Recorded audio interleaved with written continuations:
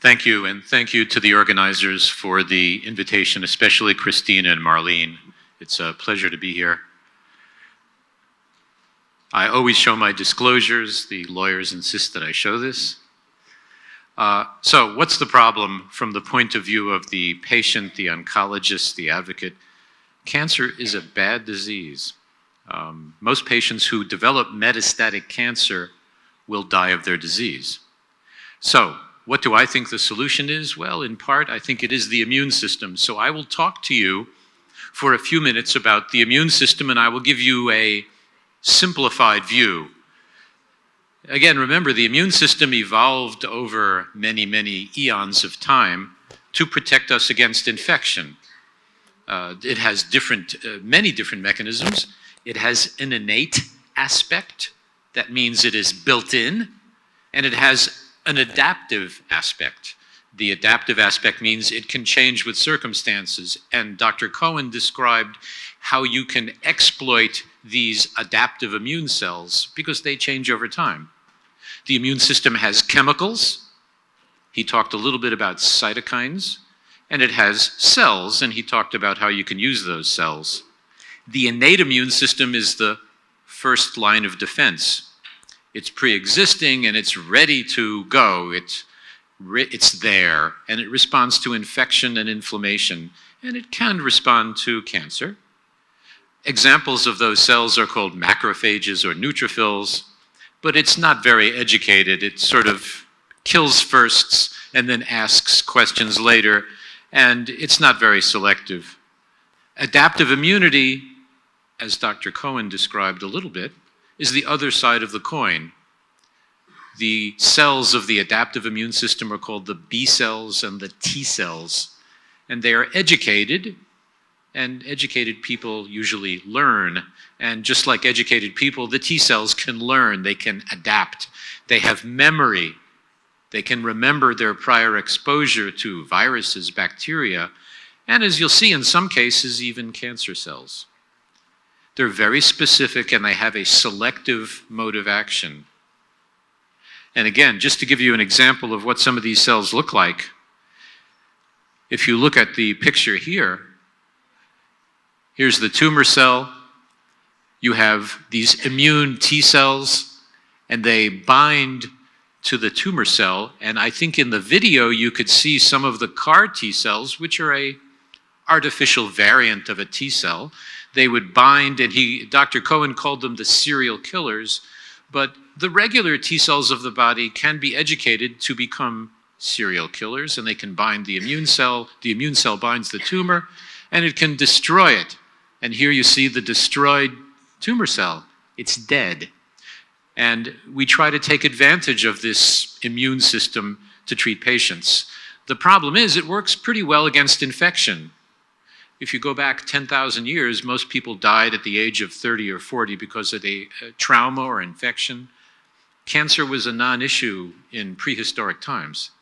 But again, what's the problem with the immune system reacting to cancer? Well, cancer cells are all derived from normal cells, and they often differ only in relatively small expression of small numbers of genes. And they're very clever, the cancer cells. They evolve.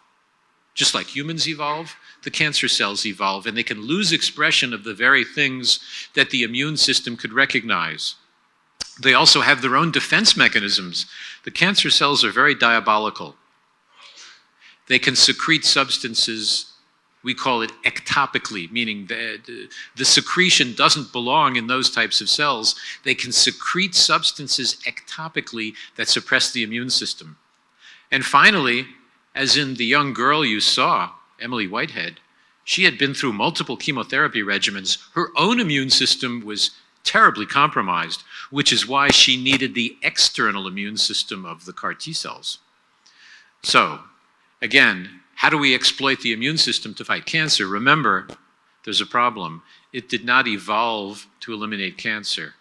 It evolved to eliminate infection.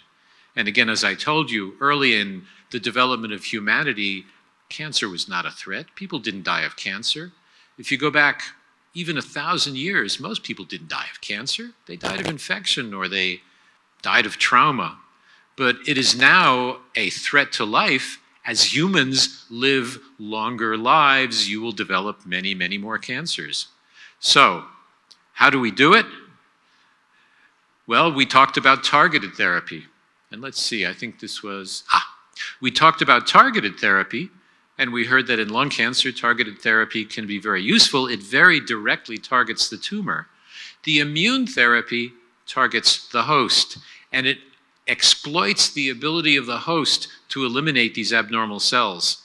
That's both good news and bad news. I'll tell you about the good news, but the bad news is that when you stimulate the immune system, guess what would be the typical toxicity? Overstimulation of the immune system. And you heard about in the CAR T cells this cytokine release syndrome. Well, with immune therapy, you have many other different types of toxicity. But again, what's the problem with using the immune system? It's very simple. And this is only realized maybe in the last 20 years. The immune system has many brakes and many accelerators. It's just like a car. And I'll show you a little cartoon in a second that compares it to a car. You obviously need the brake, or else the car would be out of control. You need the accelerator to make the car move forward. So let's say someone in the room had an influenza infection. You would want to accelerate the immune system to get rid of the infection, but at some point the infection gets cleared and you have to shut off the immune system. So you need an accelerator to start it and you need a brake. But the problem is the immune system sees cancer as a chronic inflammatory condition, and it turns on the brakes, and it turns on the brakes very strongly.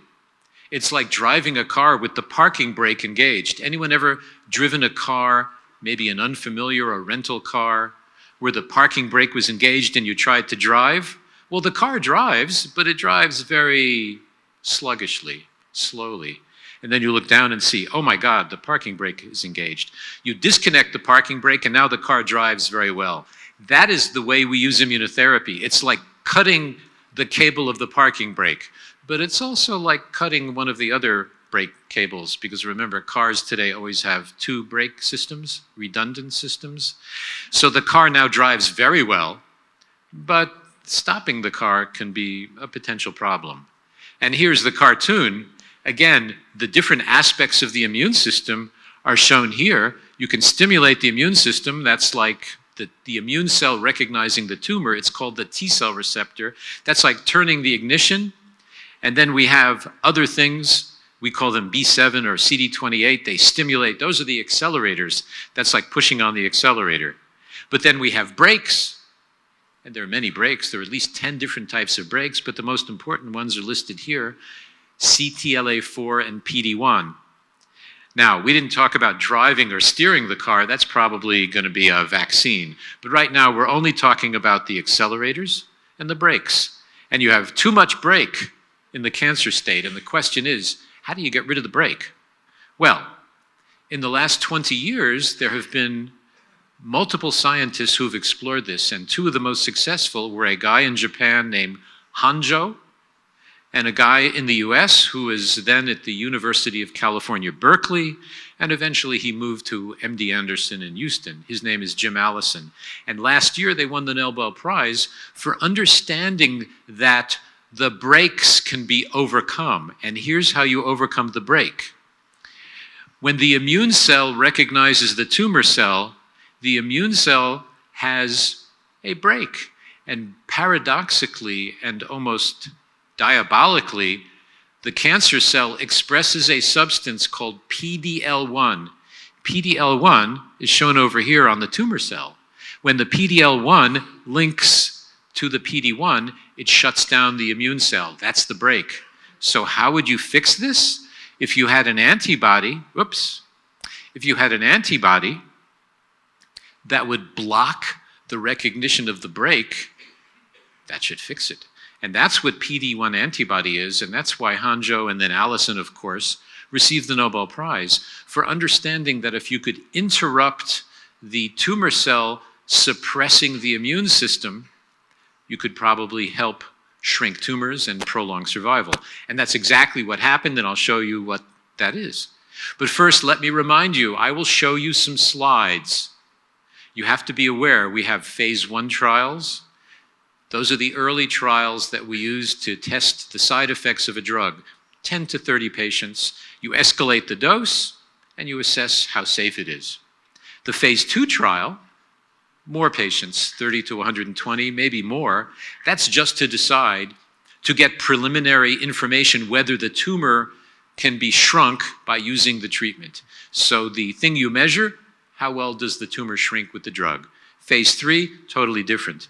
That could be anywhere from 20 to 1,000 or even more patients. And that's a head-to-head comparison of your treatment versus the standard. If there's no standard, then it's placebo. But that's pretty rare. We don't do that much anymore. So those are the 3 types of trials. I will tell you only about phase 2 and phase 3 trials. And finally, you will see different things. You will see survival curves. What is a survival curve? Very simple. What's the proportion of patients over time that are still alive? At the end of the day, the most important thing to a cancer patient, in my view, is how long will I live if I get treated compared to if I don't get treated, or if I get treated with something else. You will also see a waterfall plot. It looks like a little waterfall that tells you the proportion of patients that have shrinkage of their tumor. And you will see one swimmer's plot. You know, in the Olympics, they have the lanes in the swimming pool. This is a plot that shows different lanes, and it tells you how long the patients respond to the therapy. And finally, you'll hear briefly about a biomarker. A biomarker is a test. That's a surrogate. Surrogate means substitute. So it's a test that allows you to find out whether the patient will benefit from a treatment, and it also gives you information who to choose to give the treatment to. Because for some tumors, we heard about targeted therapy. If you didn't express the target, treatment wouldn't work. So there, the surrogate test is to test for the mutation. Only the patients with the mutations will benefit. So, in the next slide, you'll see how survival in melanoma, which is my specialty, went from maybe 10% of the patients survived at 5 years to 20% with a new antibody against CTLA-4, 30% with PD-1, and now when you put the two together, 50%. So it goes up and up and up and up. Not all tumors have benefited as much, or not all patients with tumors of other types have benefited as much, but almost all tumors, in fact, well over 50% of all tumors, have evidence of shrinking when we use this immunotherapy. So here's what happened with melanoma. And I think we have to put all these up. So if you look over time, survival 15 years ago at 5 years was down here, 10%. Terrible. Melanoma was a death sentence. Then we had the first antibody called ipilimumab, and that's in the brown. And then we had a single anti-PD-1 drug, that's over here. Now you're up to 30, 35%. And then when you put them together, that's the top curve. So now you're out at 5 years at about 50%. That's pretty impressive. That means at the end of the day, we now actually talk to the patients about the C word, cure. We actually talk to patients about whether or not they will be cured. 20 years ago, never. We didn't talk about cure. We assumed everybody would die. So today it's very different. And if you look at the first trial, here's a survival curve. Here was the first trial done, and this was finished in 2010, and it was published in 2011, so that's 9 years ago. And again, this is this new antibody against CTLA-4, either given with a vaccine or without it. The vaccine didn't do any good, so it didn't matter. But this was chemotherapy, or using a vaccine alone as a control arm. Terrible. But now, look, now there's a difference. The survival curves differ, and you gave an extra 10% of survival. And here's a different trial in a different type of melanoma patient. In orange is the antibody with chemotherapy. In blue is just the chemotherapy. The chemotherapy is down at 10%. Add them together, now it's 20%. So we're making progress. And then came another antibody called anti-PD-1. PD-1 was discovered after CTLA-4. PD-1 is a more important break, because now look at what happened. If you gave PD-1 here, now this is not 5 years of follow-up, but if you look at the results here, look how many patients are surviving, and with chemotherapy, everybody's dying. Chemotherapy doesn't work in melanoma. I haven't used chemotherapy in over 1.5 years in a patient. We hate chemotherapy. But look what happened with the patients who got the PD-1 antibody nivolumab, or if they got the antibody pembrolizumab. 2 different antibodies work very similarly. Look at the survival now. Now, not everybody is dying. Now, many more patients are surviving. So very impressive. And what if you combine them? It seems to work even better. So here are the latest data, and look how many months out we are. Here you're out at like 4 years, and if you look at 5 years, it looks the same. And if you look at the top curve, that's when you give the combination of drugs. If you give just the PD-1 antibody, it's in blue. If you give the CTLA antibody alone, it's in orange. You're obviously doing much better on the green curve than the blue or the orange. And if you look at the numbers here, half of the patients are alive at 4 and 5 years, and there's a plateau. They are probably cured. So now we can cure patients with metastatic melanoma, which we could not do before the age of immunotherapy. And you can even change the doses to make it less toxic. I don't have time to talk about the side effects, but even if half the patients survive, half the patients also get severe side effects. Now, the side effects almost always go away, but an example of a side effect that doesn't go away is a small proportion of patients develop diabetes because you make an immune reaction against the islets of Langerhans, which are the cells that make insulin in your pancreas. That is not a good thing. If you have an immune reaction as a side effect of the immune treatment against your islets of Langerhans in your pancreas, they are done. You will no longer make insulin and you will become insulin dependent for the rest of your life. Thank God that is not common. It happens maybe 1 in 500 patients. But the downside of the drugs is they stimulate an immune reaction in some cases against normal tissues. We then give steroids to suppress it. Interestingly, as in the CAR T cells, the use of the immune suppressant does not reverse the benefit of the treatment. Everybody says, oh my God, if I get steroids, will it reverse the benefit of the immune therapy? No. In fact, the patients who get steroids do as well as, if not better, than those who don't get steroids. So very interesting. But this was an attempt to reduce the doses and decrease the side effects. And in fact, the side effects went from 50% to 33%. That's a big difference. Yet, look at the survival. Absolutely identical. The curves overlap. So now we're doing even better. We're reducing and changing the doses. We have just as good a survival at 50% over 5 years, and the patients have fewer side effects. So that's all good news. In addition, the immunotherapy even treats the patients who have metastases to the brain. This was always the final frontier. Patients with brain metastases from melanoma, which also happens, by the way, in lung cancer and breast cancer, they did terribly. If the melanoma patient would live 2 years in general, if you have brain metastases, maybe 4 months. It was a disaster. So this was a trial designed to treat patients only with brain metastases. So to get in the trial, you had to have brain metastases. And you got a combination of the PD-1 antibody and the CTLA-4 antibody for 12 weeks, and then you couldn't continue because too many side effects, so you just got the PD-1 antibody alone. That's in yellow. And you could treat up to 2 years. And here I show you a swimmer's plot. See on the upper right? That's the swimmer's plot. That means a lot of these patients are staying on treatment for many months. Normally, they would only live 3-4 months. Now look how long they're staying on. This is out at a year, year and a half. So it turns out that if you now look at the curve of progression, they're not progressing anymore. And actually, if you look at the curve of survival, they do almost as well as those who have no brain metastases. So now we have a new treatment for brain metastases. It's immunotherapy. And we never had anything for the brain metastases. So now we do not radiate the brain metastases, we treat them with immunotherapy, and it makes the radiotherapist angry because they don't see as much business, but tough luck to them. We think that we do very well with our patients. Now, I talked about melanoma. What about other cancers?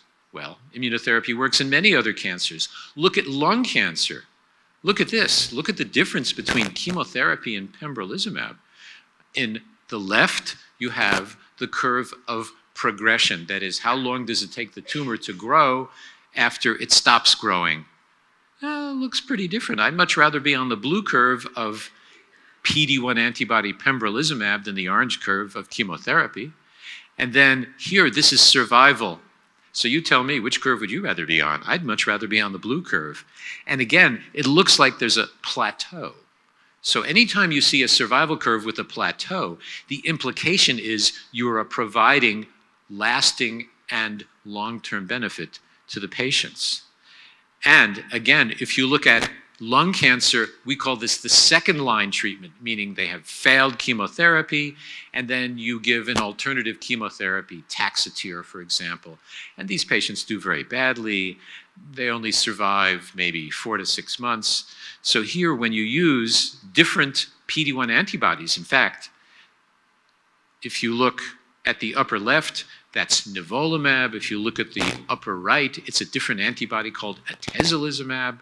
If you look at the lower right, this is pembrolizumab. So all of the patients benefit. In every case, the immunotherapy is better than giving chemotherapy. The side effects are much preferred because the PD-1 antibody, when you give it as a single agent, only about 10% of the patients have severe side effects. So in our business, that would be regarded as a very good level of side effects. So again, these antibodies are now approved in the US, many other countries. In lung cancer in the front line, so there was a recent study that came out showing pembrolizumab was better than chemotherapy in the patients who had no prior treatment. And if you have ever had chemotherapy, and I bet there are people in the room who had, taking pembrolizumab is a lot better than taking chemotherapy any day of the week. So these are very encouraging data, and the survival in patients with lung cancer is clearly now prolonged. Is it as good as melanoma? No, in melanoma, we have a survival averaging about 5 years. In lung cancer, the best results are about 20 to 24 months with immunotherapy. But it beats 10 to 12 months, which is what it was 10 years ago. So there's definite progress. If you look at kidney cancer, there are many treatments for kidney cancer, but almost all patients who develop metastatic cancer from the kidney will die of their disease. Here is in patients who have had prior therapy for their kidney cancer, the standard drug, which is called everolimus, is in orange. The use of a single PD-1 antibody is in blue. So you tell me, which would you rather be on? If you look at the average survival, it goes from 19 months to 25 months. That may not sound like a big difference, but 6 months is a big deal in terms of survival. And again, you get a hint that maybe there is a plateau to the survival curve. Anytime you see a plateau, it is possible that many of those patients may actually be cured. And if you look at bladder cancer, the bladder cancer patients don't do as well as the kidney cancer patients. As you can see, the survival curve is lower. Out here at 2 years or 3 years, fewer patients are surviving. But if you look at patients who failed prior chemotherapy and then got treated with a single immune therapy agent, it's called atezolizumab. It's similar to nivolumab or pembrolizumab, but it blocks PD-L1 instead of PD-1. Remember, the PD-1 and the PD-L1 bind together. You can block either one of them, and it should work. I would much rather be on the blue curve than the orange curve. These are patients who have had prior therapy, so their survival will not be as long as patients who are treated in what we call the first line. So now this shows that it works in bladder cancer. And again, then what do you do? If a treatment works in cancer, in metastatic cancer, you then bring it earlier in treatment and you treat the patients who have surgery who are then at risk of relapse. We call this adjuvant therapy. And since there's not so much time, I will quickly move through this, but this shows if you have melanoma that's in your lymph nodes, you remove it surgically, the risk of relapse is probably 50% over time, over 5 years. If you give the CTLA-4 antibody ipilimumab, look what happens. You do better. Here's the survival curve. Would you rather be on the green curve or the purple curve? You tell me. I would much rather be on the green curve. Now, for the first time, we are prolonging the time to return of the tumor and the overall survival in the patients. And I told you the PD-1 antibody works better and has fewer side effects. So we did a trial, and this was finished 2 years ago, where the patients, after surgical removal of the tumor, either got nivolumab or the CTLA-4 antibody, ipilimumab. And you tell me, which curve would you rather be on? This is the time to return of the tumor. Nivolumab is in blue, ipilimumab is in green. So now we're doing even better. And what do you think is the next step? You combine both drugs together. That trial was already done. Ipilimumab plus nivolumab versus ipilimumab or versus nivolumab alone.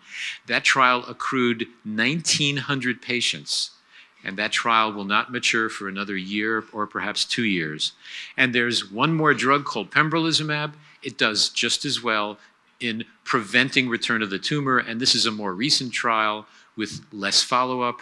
This was just published, and this drug in the US was just approved in February.